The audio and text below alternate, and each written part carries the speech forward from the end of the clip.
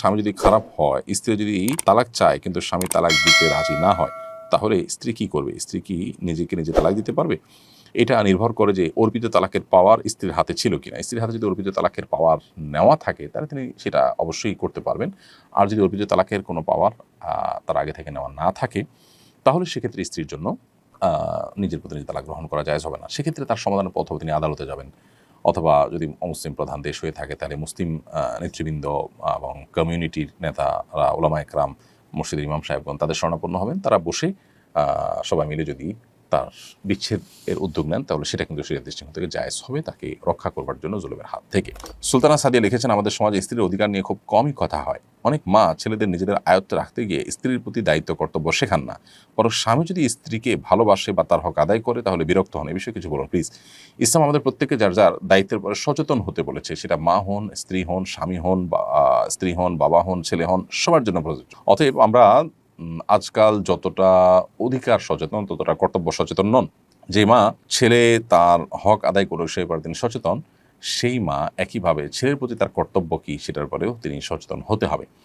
তো এটার জানাশোনা নাই, আলোচনা নাই, এই জন্যই কিন্তু আমাদের সমাজে আজকে দুরবস্থা। আমরা ইসলামটাকে সঠিকভাবে বোঝা, জানার চেষ্টা, শেখার চেষ্টাটুকু বেশিরভাগ মানুষই কিন্তু করি না, নিজেদেরকে মুসলমান আমরা দাবি করছি। সেজন্য আমাদের এই অধঃপতনটা আমরা দেখতে পাচ্ছি। একটি মেয়ে বাড়ি থেকে পালিয়ে বিয়ে করেছে, এই জন্য তার পিতা তাকে ত্যায্য করেছেন। সন্তানকে ত্যায্য করার বিধান সম্পর্কে ইসলাম কি বলে? ইসলামে আসলে সন্তানকে ত্যায্য করবার কোনো বিধান নেই।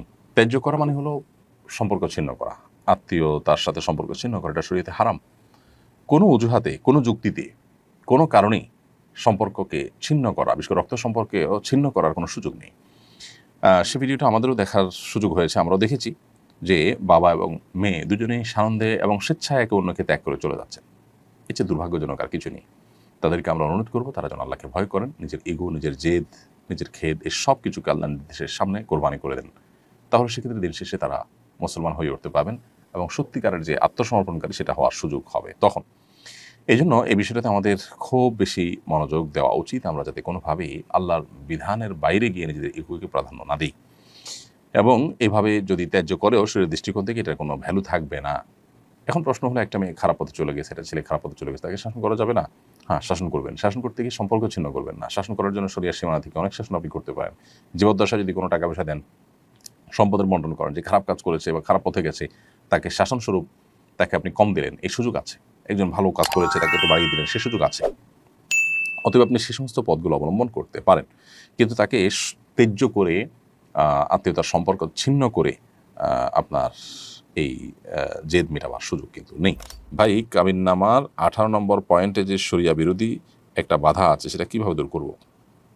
শরিয়া বিরোধী বাধা কীরকম আমি বুঝি নাই। 18 নম্বর কলামে লেখা আছে স্বামী স্ত্রীকে বিবাহের অধিকার দিয়েছেন কিনা, স্বামী স্ত্রীকে অর্পিত তালাকের পাওয়ার দিয়েছেন কিনা, দিয়ে থাকলে কোন শর্ত। এখানে আপনি যদি লেখেন যে এই শর্ত পাওয়া গেলে তুমি তোমার প্রতি তালাক গ্রহণ করতে পারবে, রাইট দিলাম, তো সেটা শরিয়া সিদ্ধ, এটা শরিয়া বিরোধী না তো।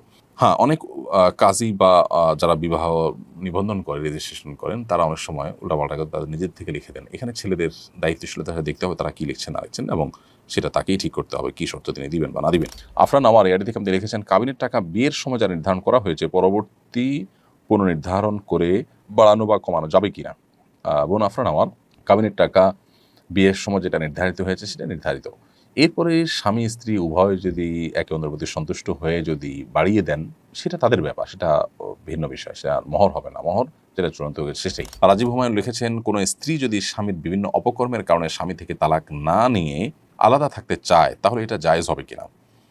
ভাই রাজীব হুমায়ুন, স্ত্রী যদি স্বামীর কোনো অপকর্মের কারণে অসন্তুষ্ট থাকেন, তাকে বোঝাবার চেষ্টা করবেন, অভিমান করবেন, কিন্তু আলাদা থাকবেন, স্বামীর কোনো হক আদায় করবেন না, আবার তালাকও নেবেন না, এটা হতে পারে না।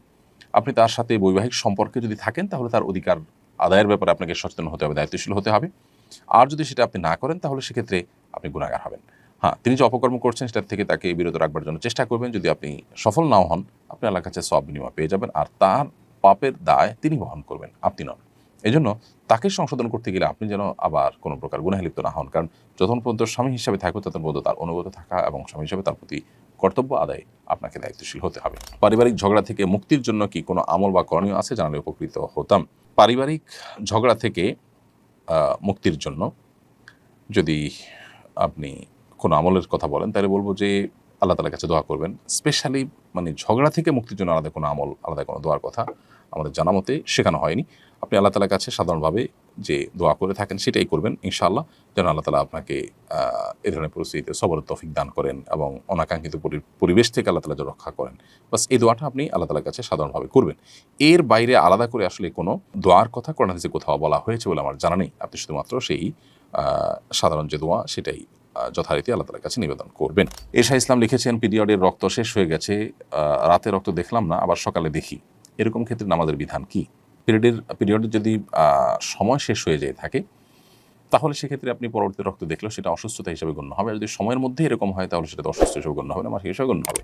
মেয়েদের কি নখে নেইল পলিশ লাগানো অবস্থায় ওযু সহিহ হয়? নেইল পলিশ লাগালে ওযু সহিহ হবে না, কারণ সেখানে আলাদা লেয়ার তৈরি হয়ে যায়।